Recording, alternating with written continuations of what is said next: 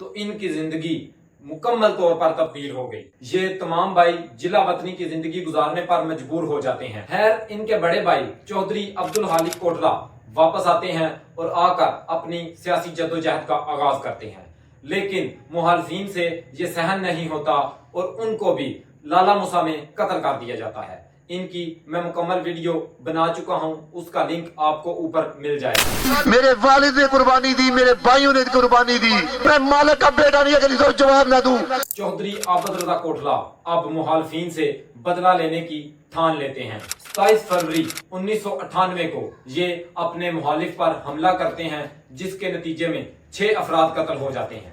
इस हमले के बाद चौधरी आबद रजा को जेल हो जाती है और उन्हें जेल में सजाए मौत सुना दी जाती है। कुछ अर्सा बाद उनके भाई के कत्ल के केस में मुखालिफिन को भी जेल होती है और ये दोनों पार्टियां जेल में इकट्ठी हो जाती हैं। इन दोनों